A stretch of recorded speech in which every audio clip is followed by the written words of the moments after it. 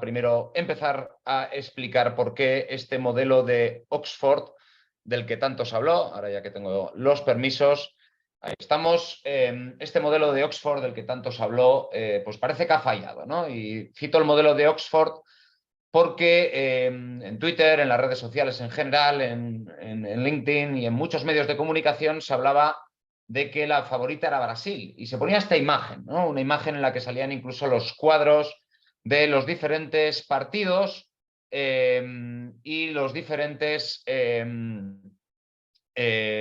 cruces que iba a haber en, bueno, pues lo que a todas luces parecía un camino en el que Brasil iba a ir eliminando 1-1 hasta llegar a una final con Bélgica.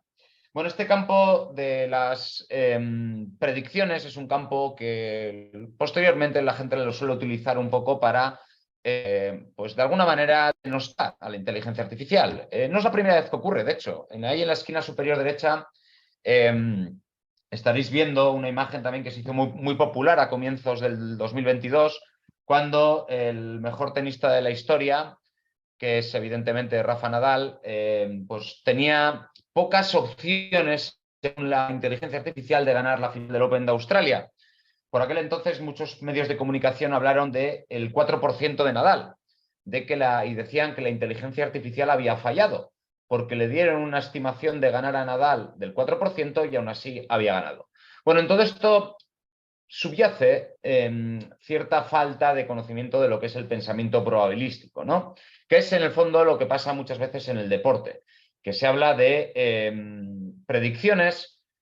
No sé si el término también tiene mucho que ver y mucho que influir en el pensamiento colectivo, porque al final aquí cuando estamos hablando de predicciones, en el fondo lo que estamos diciendo, como también Kiko Llaneras en El País, el medio de comunicación en España, pues ha dicho muchas veces que al final lo que estamos haciendo son simulaciones. Estamos haciendo una simulación probabilística, ¿no? Y él, que también se dedica a divulgar mucho estos temas, suele decir estas cosas de que cuando decimos que algo tiene el 4% de que ocurra, como era lo que le pasaba a Nadal, lo que estamos diciendo es que de cada 100 partidos que se hubieran jugado con esas mismas condiciones en ese mismo momento, con esos mismos jugadores, Rafa Nadal solo hubiera ganado 4. Que gane no quiere decir que el modelo falle, quiere decir que de esas 4 de cada 100 que podía ganar, pues se dio una de esas. Por lo tanto, normalmente cuando hablamos de estimaciones, de predicciones, tenemos que entender que estamos hablando de una estimación probabilística. ¿Cuántas veces se daría que algo ocurra del universo de veces que algo se puede dar? Y en todo esto, mi querida compañera y amiga Josefina, nos va a tratar de trasladar esto a lo ocurrido en el Mundial. José. Sí, ahí Alex, muy interesante lo que estás contando. Me parece que está bueno como, primero quedarnos con que es un ejercicio de simulación de probabilidades múltiples, ¿no? Como decías, que nos va a permitir estimar posibles resultados de un evento incierto, ¿no? Como puede ser resultado de un partido de fútbol.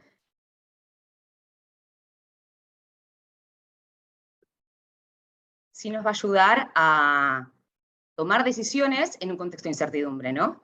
Y bueno, el Mundial es un ejercicio de eliminación por duelos. Entonces, ahí se van a modelar diferentes cuestiones. Por un lado, un ejercicio de duelos que tiene, teniendo en cuenta un montón de variables, que va a medir la fuerza, digamos, relativa que tiene un equipo frente a otro cuando se enfrentan. Y por otro lado, tenemos el modelo de eliminación, en donde ahí podemos contemplar o no los penales. Y entramos de nuevo en un campo aún más complejo, ¿no? Si pensamos a los penales como monedas que tiramos al azar, algo muy estudiado cuando todos nosotros, aquellos que empezamos a estudiar estadística, vimos un poco esa estadística combinatoria de las monedas tiradas al azar. Son 5 jugadores que tiran, que tenemos que saber quiénes son, cómo van a tirar, y eso no es tan fácil de modelar, ¿no? Y la cantidad de incertidumbre que vamos a tener ahí es enorme. Por lo tanto, creo que un poco la moraleja de esto es que los modelos de simulación nunca van a ser ni 100% correctos, ni van a estar siempre equivocados, sino que van a ser muy sensibles a todas esas configuraciones iniciales que planteemos, para todas esas variables que vayamos a utilizar. Y bueno, eso si nos equivocamos, digamos, al inicio de alguna de esas configuraciones, es enorme, digamos, el error que podemos tener hacia adelante. Y bueno, un poco lo que pasó en el Mundial también nos dice eso, ¿no? De hecho, Brasil, siguiendo un poco esa lógica que decías, tenía una probabilidad de llevarse el Mundial de entre el 16 y 17%. Es decir, no es que el modelo dijera que iba a ganar Brasil. Decía que de cada 100 mundiales que se jugasen con esos factores a priori que decía ahora José, pues en 16, 17 de ellos hubiera ganado Brasil. Pero tenemos que entender que había otras selecciones que seguro que nadie hubiera pensado en ellas, como Marruecos, Senegal, Ghana, que tenían probabilidades del 2% también, 1 o 2%. Por lo tanto, lo que estamos diciendo es que al final aquí dar afirmaciones binarias, que al Sapiens le gusta mucho porque le facilita el pensar, le facilita saber quién va a ganar, qué va a salir ganador, qué producto va a ser el más comprado, pues aquí es muy difícil. El mundo de los datos es un mundo probabilístico y por eso queríamos empezar primero dejando claro que tenemos que aprender a modelar y sobre todo aprender a explicar los factores, los hechos con probabilidades. Vamos a avanzar, si te parece, José, porque Vale. en este punto aquí tenemos un poco números, poniéndole números a lo que estábamos diciendo. Ahí veis que cada selección pues, tenía un conjunto de probabilidades de hasta dónde podía llegar. Ya veis un poco cómo era el escenario, ¿no? O sea, por ejemplo, tú dices entre Brasil y Bélgica, pues tampoco había muchas diferencias en estos modelos, ¿no? Venimos un poco a enfatizar eso que decía antes José del mundo de las probabilidades y el mundo de los grises, ¿no? Que no es uno u otro, sino quien tiene más probabilidad. Pero eso no quiere decir que otro no tenga probabilidad de que algo ocurra. Vamos a por la segunda idea. Hoy queremos traeros un conjunto de ideas clave para tratar de entender por qué el Mundial lo ganó Argentina y no Brasil. Y vamos a pasar a la segunda. Se ha escrito mucho estos días de personas que conocen mucho el mundo del fútbol, de que este ha sido un Mundial de individualidades.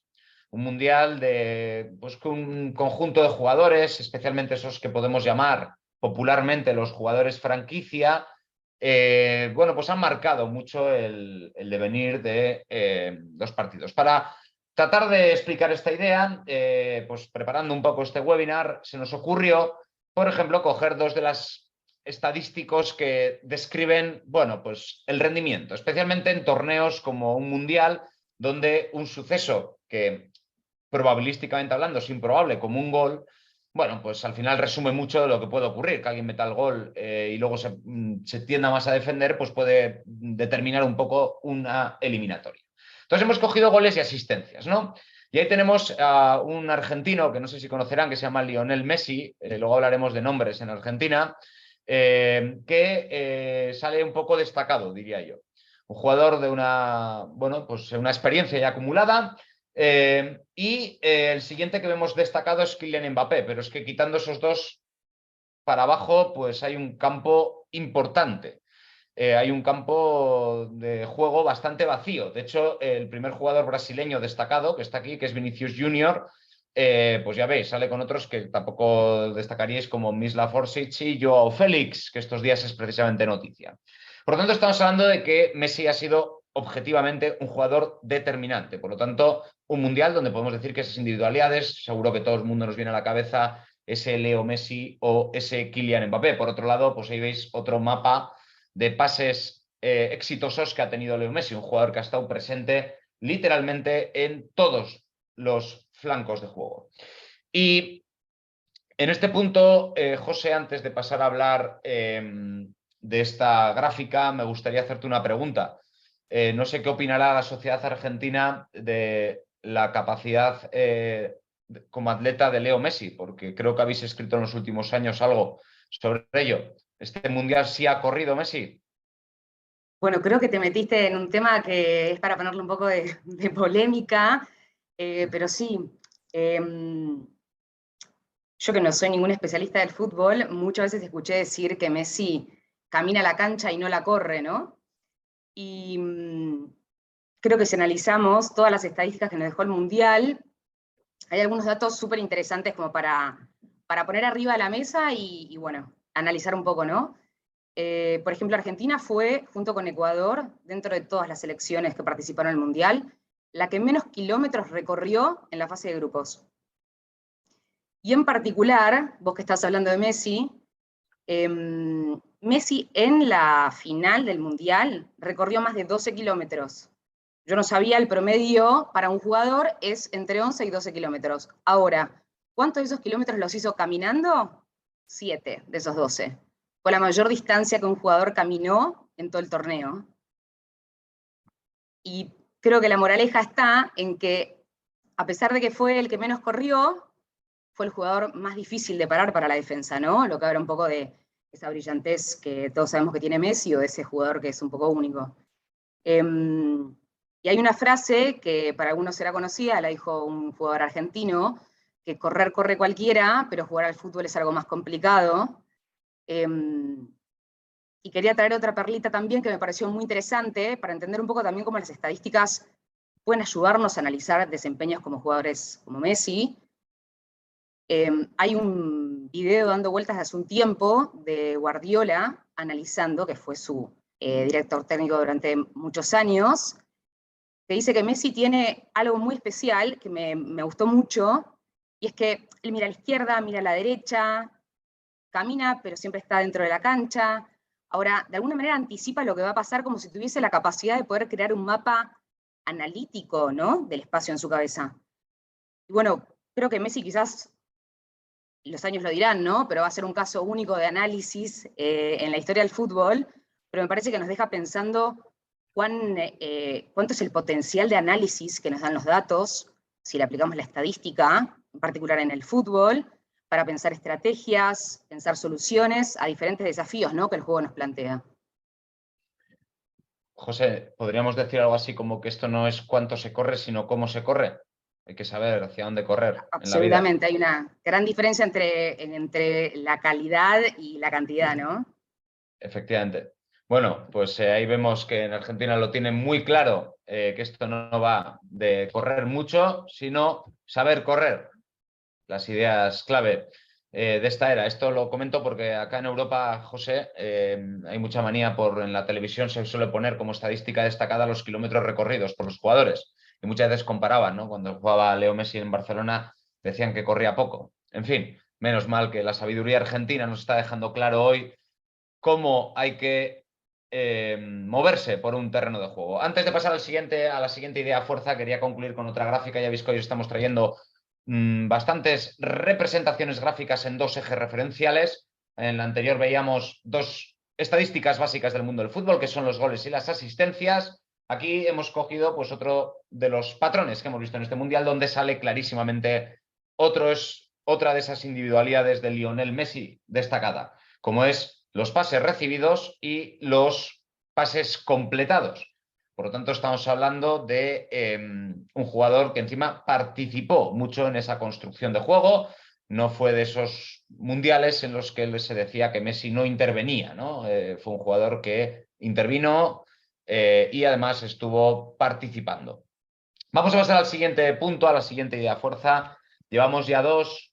La primera era entender por qué tenemos que hablar de probabilidades y que eso de que Brasil era la favorita era en un gradiente de probabilidades muy amplio. El segundo es que hemos visto que ha sido un mundial de individualidades, donde no hemos visto esa individualidad brasileña. Y vamos a pasar al siguiente punto que hemos podido indagar en esta investigación que hemos estado haciendo estos días, que es la solidez defensiva.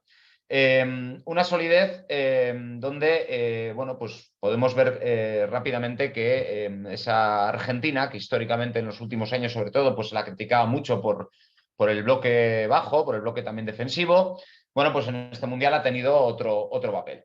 Especialmente interesantes en la parte de bloqueos, ¿no? Un mundo donde Argentina, que históricamente, pues en la parte delantera creo que todos y todas estaremos de acuerdo, que siempre destacaba, siempre ha tenido jugadores muy determinantes, pero en este Mundial ya veis que solo Croacia le ha superado en esa parte de bloqueos, perdón, que básicamente viene a ser un poco la obstrucción del juego del rival para llegar a tu portería. en este punto, José, me gustaría preguntarte por un jugador que creo que es incluso más mayor que yo, que es Otamendi, que creo que ahora le habréis hecho también una plaza pública allá en Buenos Aires. José. Sí, yo creo que ya la tiene. Sí, ahora, algo que se habló un montón y hay muchísimas cosas escritas sobre el desempeño de él en el Mundial. Creo que algo que vamos a charlar un poquito más adelante, pero que tiene que ver con la edad, ¿no? Mencionar también la edad, como bien decías, es uno de los jugadores más grandes del plantel e hizo un juego excepcional, ¿no? Eh, Fue uno de los mejores defensores de todo el Mundial y a las estadísticas nos remitimos, tuvo el mayor registro de despejes, ¿no? Con 40 en cantidad. Y un comentario quizás adicional a eso, que a mí en particular me llamó un poco la atención, yo no lo sabía, a pesar de ser uno de los jugadores más grandes del plantel, fue junto con Messi y con el Dibu Martínez, uno de los tres argentinos que disputaron la totalidad de los minutos que se jugaron a lo largo del torneo, ¿no? O sea que le da todavía para aguantar. Se Yo creo que está... sí. O sea que esto de la Esperemos que edad... sí. ¿Tú estás de acuerdo entonces que esto de la edad es relativo en la vida? Sí, siempre. Siempre todo es relativo a algo. Vale, o sea que mantengo todavía esperanzas de poder volver al fútbol entonces, porque si también ha hecho este mundial,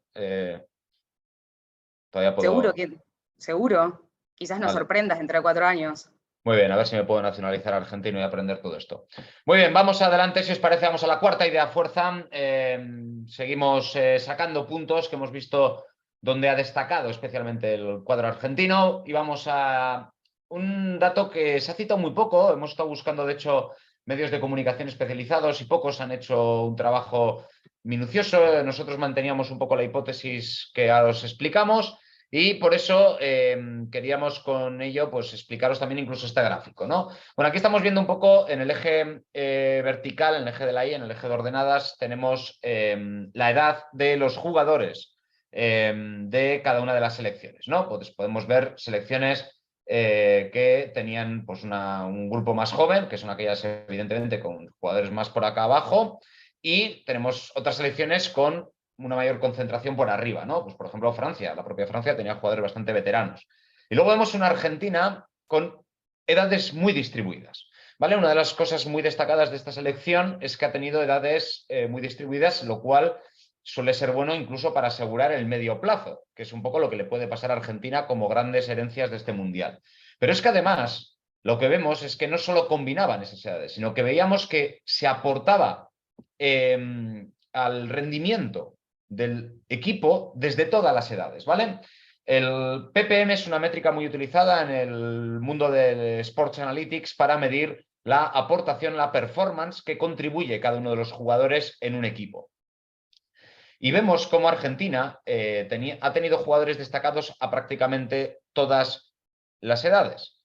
Lo que popularmente creo que ahora en Argentina nos lo va a explicar nuestra Argentina de referencia aquí presente, pero llamáis la escaloneta, un equipo conformado por Scaloni que seguro que tenía José alguna idea de mezclar jugadores con poca experiencia, algunos con más experiencia, ¿no?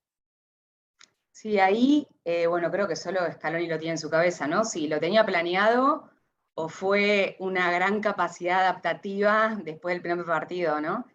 Sí me parece como creo que un montón de cosas que nos podemos llevar de ese cambio que hizo Scaloni luego del primer partido y con el resultado que ya sabemos que tuvo, ¿no? De poner 3 jugadores con muy poca experiencia, pero con muchas ganas de estar ahí y creo que de jugar cada partido como si fuese una final en el momento justo, ¿no? A pesar de todas las predicciones, como eso le dio una cierta adaptabilidad al equipo y le dio jugadores como Enzo Fernández, que ganó el premio al mejor jugador joven, y un montón de otros datos, creo que si nos ponemos a buscar, fue el primero en un montón de estadísticas diferentes que podemos analizar, a un Alexis McAllister que también, hablando y volviendo al tema de los kilómetros recorridos, fue de los jugadores que creo que jugó con más entrega y corazón, según mi punto de vista, y que más kilómetros recorrió dentro del plantel, y a un Rodrigo de Paul, que también creo que el cambio de estructura después del primer partido lo hizo crecer, ¿no? Y lucirse en su desempeño, y que fue una combinación maravillosa con el resto de los jugadores que recién mencionamos, y bueno, que también se lleva abajo del brazo bastantes logros, ¿no? Muy bien. ¿Tú crees que todas esas edades tan diferentes tendrán un grupo de WhatsApp para hablar entre ellos? Quizás sí, Vale. ¿no? Hay que ver un poco cómo los millennials llevaron Claro. este mundial adelante en su comunicación, pero sí, seguro. Es que no me imagino de qué hablará, yo que sé, Otamendi, que igual no tiene ni WhatsApp, con, yo que sé, con el McAllister este que tanto habláis ahora. Hay unos cuantos años de diferencia, ¿eh? Y sí, como unos 10, un Sí, poco sí. más. Pues unos cuantos más, sí. Así que, bueno, vamos adelante, si os parece. Seguimos viendo datos que no están publicados por ahí. Vamos a hablar ahora de la implicación de lo que en Argentina llaman los mayores, que para todos los públicos podemos decir gente con más experiencia, José, para que nadie se ofenda, que la gente cuando se va haciendo más senior es mejor decir que va acumulando experiencia vital más que decir que se van haciendo mayores. Pero la implicación de los mayores es un elemento clave en esta Argentina. Lo explicaba perfectamente ahora mi compañera Josefina, que bueno, pues en esta selección han destacado por encima de muchos. Lo estáis viendo nuevamente aquí. Ahora os explico los ejes referenciales que hemos utilizado para ver claramente esas dos individualidades nuevamente destacadas. La diferencia entre Kylian Mbappé y Leo Messi, pues básicamente son 12, 13 años de vida. Por lo tanto, bueno, pues está bien que Mbappé todo lo que está consiguiendo, pero no olvidemos que Leo Messi ha acumulado todas las estadísticas que ya hemos citado con 35 años. Por lo tanto, estamos hablando de que jugadores con una edad bastante alta para el mundo del fútbol, como Lionel Messi o Ángel Di María, no lo olvidemos, son jugadores que han destacado mucho por dos de las estadísticas más claves para explicar un poco lo que ha ocurrido en este Mundial, que son la creación de oportunidades de gol, GCA, y la creación de oportunidades de disparo, shooting. Por lo tanto, cuando tú contribuyes a que se generen oportunidades de gol u oportunidades de tiro, evidentemente lo que estás haciendo es aumentar las probabilidades que citábamos al comienzo para que tu equipo consiga tener un gol o un gol esperable. Estamos hablando de que dos de los jugadores más destacados entre los tres de todo el Mundial son dos jugadores veteranos de la selección argentina. Estamos hablando de una selección donde yo creo que estos mayores lo que veían era que era su última ventana, todavía se veían en un momento bueno y por lo tanto parece que se han estado preparando mucho, también que es otra de las cosas que se ha dicho, que se han estado preparando mucho estas últimas semanas. También el momento del año en el que se ha producido el Mundial ha ayudado a esto, porque cuando llegan al final de la temporada, pues bueno, esos jugadores que han estado jugando hasta las competiciones hasta el final, pues suelen estar más cansados y por eso el rol de los veteranos, el rol de los mayores, creemos que también explica buena parte de lo que ha pasado en este Mundial. Vamos a la siguiente idea fuerza y para ello, José, te invito a que veamos una escena del Mundial. Más que Vamos. del mundial que también todos hemos tenido, que es la vida en la universidad. Para ello, dadme un segundo que tengo que compartir también el sonido. Ahí estamos. Y vamos a ver ese Lista al mundial. frente, caballeros. Ay, ay, ay.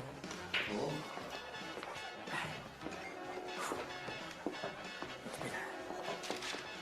Nash, ¿puedes dejar de revolver tus papeles 5 segundos? Imposible. No voy a invitaros a cerveza. No estamos aquí por la cerveza, amigo. Oh. ¿Alguien más cree que se mueve a cámara lenta? ¿Creéis que querrá una boda a lo grande? Escoged un arma, sable o pistola. Ninguna. ¿Es que no os acordáis de nada? Recordad las lecciones de Adam Smith, el padre de la economía moderna. En la competencia, la ambición individual beneficia al bien común. Exacto. Entonces, sálvese quien pueda. Y a los que dé calabazas les tocarán sus amigas. No me dará calabazas. Sí, claro, más vale rubia en mano que morenas volando, ¿no? Eso no lo diría Adam Smith. Ojo, que nadie se mueva. Está mirando hacia aquí. Creo que está mirando a Nash. Oh, por Dios. Bueno, puede que parta con ventaja, pero en cuanto abra la boca... ¿Os acordáis de la última vez? Sí, cómo no. Inolvidable. Pasará a los libros de historia.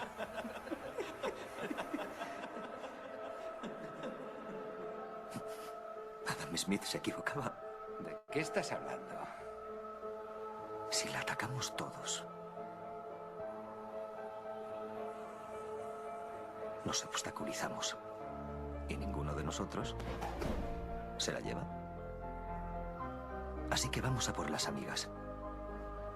Y nos ignoran, porque a nadie le gusta ser el segundo plato. Pero, ¿y si nadie va a por la rubia? No nos obstaculizamos y no ofendemos a las otras chicas.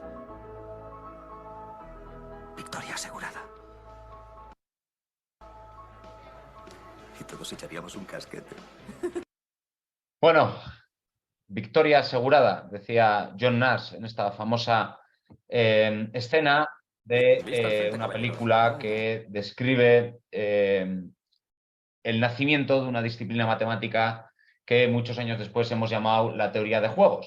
Una teoría que busca explicar cómo los humanos tomamos decisiones en determinados contextos. Fijaros en varios de los puntos de esta breve escena de 1 minuto y 45 segundos, en los cuales primero dicen que Adam Smith se equivocaba. Adam Smith, ese padre de una economía que en esa década, mediados de los 50, permitía explicar muchas de las cosas que ocurrían, especialmente a nivel macroeconómico. Y este hombre, mientras estaban estudiando en la universidad, se da cuenta que hay determinadas situaciones en la vida en las que hay que pensar un poco en los incentivos que tiene cada persona para entender que el resultado puede ser una dinámica de equilibrios cuando hacemos que aquel objetivo que buscamos se sienta pues que tiene que tomar una decisión que favorezca a todos los demás.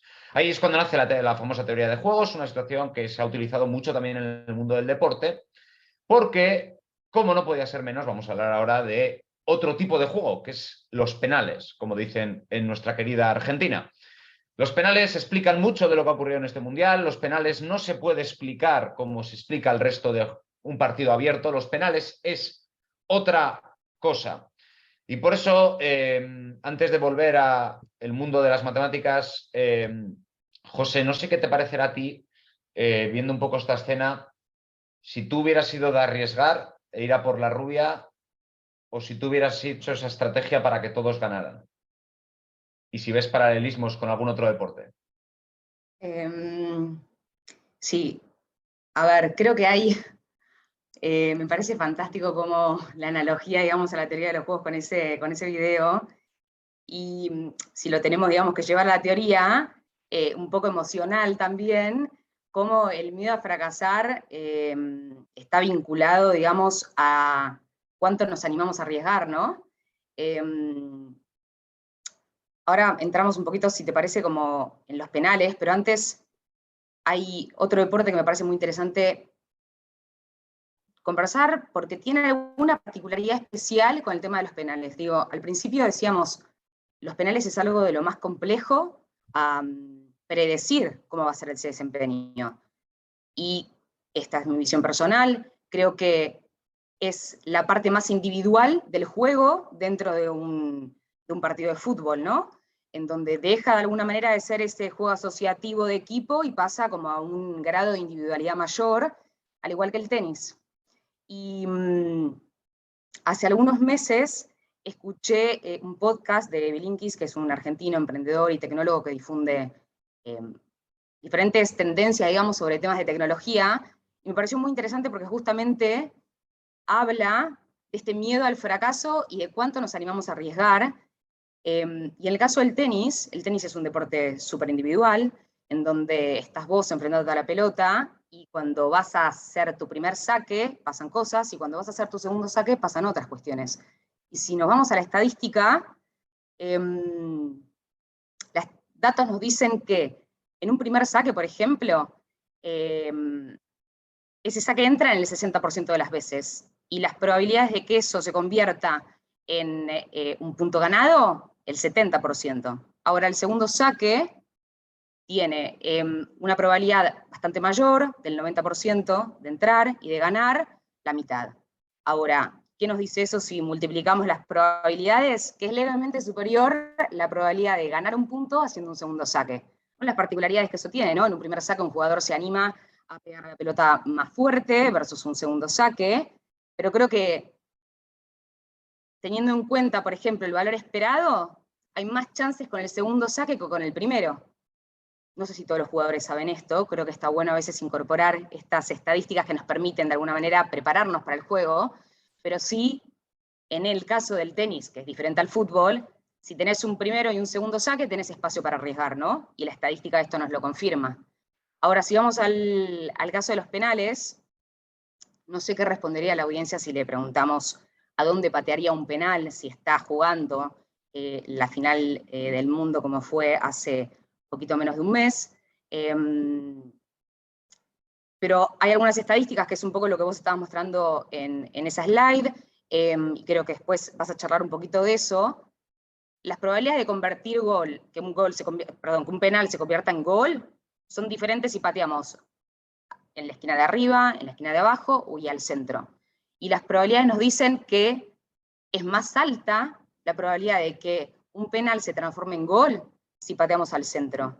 Ahora bien, es un lugar en donde, por ejemplo, ahí se queda muy pocas veces el arquero. Y creo que ahí entra en cuestión también, digo, teniendo en cuenta las probabilidades, digo, ok, me conviene patear fuerte al centro y al medio, pero ahí vamos a tener que poner en juego un montón de otras variables, me parece a mí, que tiene que ver con por qué los jugadores no siempre patean ahí, ¿no? Y eso de alguna manera lo vemos en la slide que estás mostrando. Es una situación de una presión enorme, en donde quizás la prioridad no es maximizar la chance de que sea gol, sino de no equivocarse, ¿no? Sino de ese miedo al fracaso a veces. Bien, entonces me quedan varios mensajes de todo lo que nos has explicado. Muchas gracias. Lo primero es que no tengo que ser el primero nunca en una discoteca. Mejor dejar ser el segundo. Yo creo que John Nash tenía razón. Lo segundo es que no hay una estrategia a priorísticamente óptima de penales y que tampoco hacer sesudas teorías científicas de lanzamiento de penales es buena idea. De hecho, esto que nos explicaba José tiene un autor muy reconocido y muy citado en el mundo, que es Ignacio Palacios Huerta, bilbaíno además, como no podía ser de otra manera, que tiene varias publicaciones hechas precisamente de lo que nos hablaba José, ¿no? Los mejores futbolistas aleatorizan su lanzamiento. En otras palabras, sabiendo que el rival te tiene estudiado, que es un poco lo que venía en esa escena de Una mente maravillosa. Permitidme que le llame rival, ¿no?, a un escenario de relación entre personas, pero si el rival sabe lo que tú vas a hacer, evidentemente su incentivo es a esperar que tú hagas eso y por lo tanto bloquear el disparo. Lo mejor en ese caso es aleatorizar, es decir, que seas inesperable. Cuando aparecen los sucesos inesperados es cuando se empieza a abrir un poco el entorno de juego. Por lo tanto, hace que sea muy difícil predecirlo. Esto lo comentamos porque pues Argentina ha sido una selección muy citada por los penales que ha transformado. No así Brasil. Recordemos que estamos tratando de explicar por qué ganó Argentina y no Brasil. Y quizás si consultáis esta publicación que os vamos a enviar, que es unas gráficas que ha elaborado el Wall Street Journal, que son las mejores que hemos encontrado estos días, vais a ver un poco que los lanzamientos de Argentina han seguido un patrón absolutamente aleatorio. O sea, el mismo jugador disparando en un mismo contexto en juego abierto disparaba a un sitio distinto. Y además también en las tandas de penales. Por lo tanto, han cumplido un poco estos equilibrios de Nash, que es como se llama en la famosa teoría de juegos, de hacer impredecible tu acción para que el rival tenga menos incentivos para anticipar cuál va a ser tu lanzamiento. Como veis, un juego distinto. Evidentemente en la sociedad estila mucho esto de hablar de predecir el fútbol y meter todo como si fuera un mismo juego, pero los penaltis son un subjuego dentro del juego del fútbol. Por lo tanto, tenemos que modelarlo de diferentes maneras. No todo es machine learning, no todos son análisis de series de tiempo, hay otros modelos matemáticos para modelar otras realidades como es el lanzamiento de penales. Vamos acercándonos ya al punto final y vamos a ir con las dos últimas ideas para pasar ya a que la audiencia nos pueda trasladar sus preguntas y sus dudas. La primera es otra hipótesis que mientras todos ustedes estabais comiendo el turrón y en Argentina estaban en las playas, así como los chilenos, nosotros estábamos investigando, estábamos planteando hipótesis. Y una de las que planteábamos el equipo, José y yo, eran, oye, ¿no será que Argentina también tenía como jugadores que están acostumbrados a jugar entre ellos? ¿No será que hay jugadores que ya durante el año pasan tiempo entre ellos? Bueno, pues efectivamente. De hecho, aquí veis el número de jugadores que juegan en el mismo equipo de la misma selección. ¿Vale? Ahí estáis viendo, por ejemplo, cuando se decía aquello de que la España campeona era el Fútbol Club Barcelona. Bueno, eso está más que demostrado científicamente que, evidentemente, el hecho de estar jugando durante mucho tiempo prolongado con las mismas personas no solo generan espacios de juego asociativo, sino también espacios de confianza, de conocer mejor cuáles son sus movimientos más naturales, etcétera, etcétera.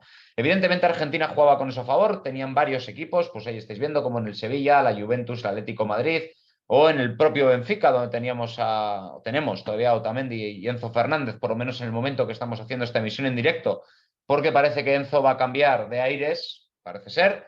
Así que, evidentemente, tener ese juego tan cercano, pues ayuda mucho. Y vamos a concluir, si te parece, José, con otra idea. ¿Tú crees que Argentina ha tenido los rivales más fáciles? Creo que mirando el gráfico la respuesta es no. ¿Tú crees que Brasil tuvo rivales más fáciles todavía? Y parecería, ¿no? Por donde están ubicados esos puntitos en el gráfico. Vale, me alegro mucho que quede claro que Argentina no tuvo todo a favor. Había una selección que precisamente es con la que confrontábamos hoy el marcador, que tuvo todavía rivales más fáciles. Y diréis, ¿y tú por qué sabes? ¿Cómo modelizas matemáticamente el concepto de un rival más fácil?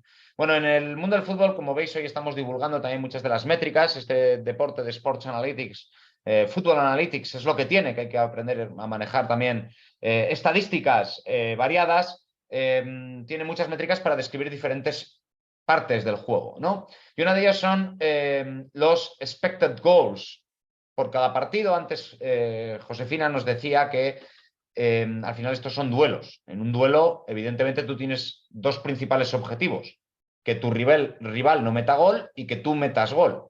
Por lo tanto, aquí hemos puesto dos ejes: expected goals, los goles esperados que tú metas en ese duelo, y los expected goals del rival, against. Por lo tanto, vemos aquí a Brasil, una selección que en sus duelos sistemáticamente tenía muchos goles a favor esperados y pocos goles en contra esperados. Por lo tanto, como bien nos decía Josefina, no, Argentina no tuvo el camino más fácil, aún hubo una selección que lo tuvo más fácil, pero quizás no, esa selección no había visto una mente maravillosa, porque perdió en los penales contra Croacia, que es la selección brasileña. Como veis, al final el fútbol se compone de un conjunto de conocimientos de múltiples disciplinas que permiten explicar lo que ocurre en el fútbol. Antes de pasar, después de estos intensos 40 minutos, casi llegamos a los 45 minutos que corrió Lionel Messi en todo el Mundial, pero antes de terminar me gustaría preguntarle por una estadística que he visto estos días. José, creo que en Argentina va a haber un baby boom dentro de 9 meses, pero ese baby boom tiene, parece, unos nombres favoritos, que es este titular que vi el otro día en el Wall Street Journal. Sí, creo que esto habla un poco del fanatismo que tenemos los argentinos, ¿no? Por el fútbol y nuestros jugadores. Pero bueno, muy particular, que aparentemente los próximos bebés mundialistas en la provincia de Santa Fe, donde es oriundo Messi, van a llamarse como él, ¿no? Y que fue exponencial de crecimiento de la elección de los padres para con ese nombre en el último mes. Y bueno, y ahí aparecen un montón de diferentes combinaciones posibles que también están siendo elegidas por los futuros padres o padres recientes, de los cuales, bueno, el Lionel Enzo Julián me parece la mejor combinación, ¿no? Puso a los mejores para llamar a su hijo. Otamendi se llama Nicolás, creo, ¿no? Sí. Nicolás es un nombre también, no sé por qué no le están recogiendo más. Argentina nunca nos defrauda, ¿eh? Siempre con las estadísticas importantes. Muy bien, muchas gracias, Josefina, por haberme traducido esta noticia que me dejó inquieto. Me dejó Un placer, un placer. Gracias, porque esta estadística también era muy importante. Un crecimiento del 700%, nada menos.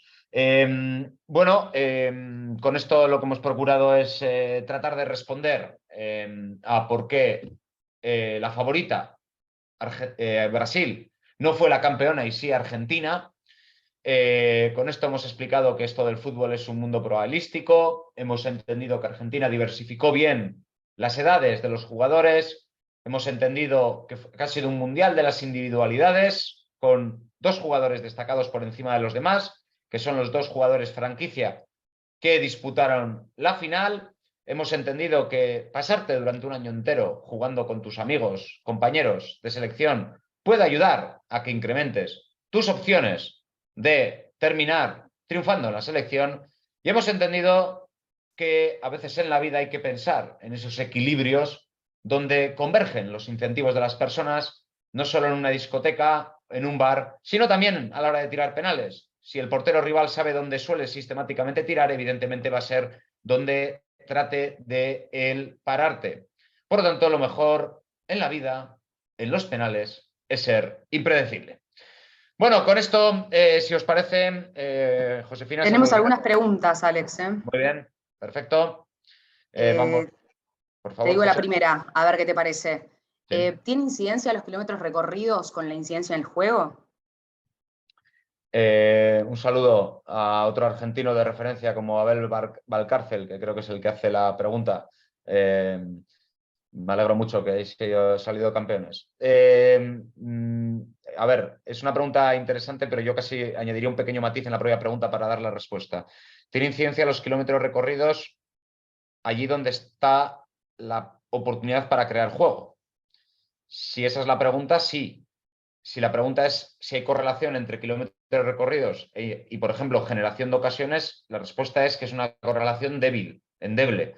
¿Por qué? Porque es lo que hemos estado conversando anteriormente. Hay muchos jugadores que corren mucho y sus equipos no necesariamente tienen por qué irles bien. Por ejemplo, los que se enfrentan al Manchester City actualmente, que están todo el rato corriendo detrás del balón y no generan ocasiones. Por lo tanto, es unos kilómetros recorridos con un objetivo concreto de generación de ocasiones. Gracias, Alex. Hay una siguiente pregunta, que creo ayer haber leído algo de eso. ¿Ha sido Julián Álvarez un jugador destacado en alguna métrica que hayan analizado? Te cuento si querés una que yo leí ayer, Sí. que es quizás algo muy particular, pero Julián fue, después, desde Pelé, hace mucha cantidad de años, el jugador más joven en marcar un doblete en un partido de semifinal de Mundial. Así que eso habla de su grandeza, ¿no? Muy bien. Y además porque para meter ese doblete lo que sabía Julián Álvarez era dónde estar. Parece ser que Julián es un jugador muy, muy inteligente, que se utiliza mucho últimamente este término hasta que un día pierda el valor ya, pero debe ser un jugador que sabe muy bien dónde ubicarse. De hecho, Guardiola, que es un entrenador que valora mucho la inteligencia en sus jugadores, básicamente porque luego es lo que pide en el campo, movimientos muy, muy bien trabajados. Debía conocerle por esto. Así que sin más que aportar que decir que es un jugador posicional, un jugador que se mueve bien y que parece que hace esa estrategia que nos decía José de correr con cabeza, pues poco más. Parece que va a ser un jugador que tenga mucho recorrido. Bien. Otra pregunta que nos dejan por acá, ¿dónde obtienen los datos para hacer estos modelos y análisis? ¿Qué herramientas usan? Bueno, el mundo de los datos del fútbol es una pregunta muy interesante porque está explotando, es una industria que está explotando el origen del dato, no tanto el análisis del dato, porque el análisis, pues ahí estamos hablando de la ciencia del dato, pero el origen del dato, que es la pregunta, digo que está explotando porque cada vez hay más plataformas de fundamentalmente 2 ámbitos. La primera es de lo que se llama eventing, que es la medición de eventos de lo que ocurre en un partido, y la segunda es del tracking, que es el traqueo por ejemplo, de cómo se entrena un jugador, de cómo se nutre, cómo se prepara, etcétera, etcétera. Bueno, para este caso concreto, que son estadísticas de lo que ocurre en partidos definitivos, digamos, lo que hemos utilizado son las plataformas que permiten descargar estos datos, como son fundamentalmente Opta, StatsBomb, y luego repositorios que pueden encontrar por internet como FBref, que tiene además trabajos estadísticos realmente buenos, o la propia página de 5038, que tiene también bastantes repositorios. Pero en general, esto en sí mismo, esa pregunta es una disciplina naciente, con lo cual les animo mucho a que la exploren, porque me parece que es un campo que si la manejan van a aprender a adquirir una skill muy buena. Buenísimo, Alex. Bueno, ya estamos casi en horario. ¿Qué nos espera hacia adelante? ¿Nos vamos a volver a encontrar hablando de fútbol? Pero hasta dentro de 4 años no hay mundial. O sea, tenemos que hablar de otras cosas, José, porque no tenéis ocasión de ganar otro mundial hasta dentro de 4 años. Que además, Eso seguro, pero bueno, para analizar tenemos un montón de datos. hay muchos datos que analizar. ¿Me permites antes de responderte? Porque había otra pregunta aquí que decía, los datos geolocalizados tienen mucho que ver con los datos de venting que decía anteriormente. Todos esos datos los tienen fundamentalmente en plataformas como Opta o StatsBomb, que son plataformas que trabajan con vectores posicionales. Es decir, un evento lo geoposicionan en un campo de fútbol, que es, por ejemplo, lo que hemos utilizado para hacer esos mapas de pase o esos mapas de calor, de concentración de los jugadores, ¿vale?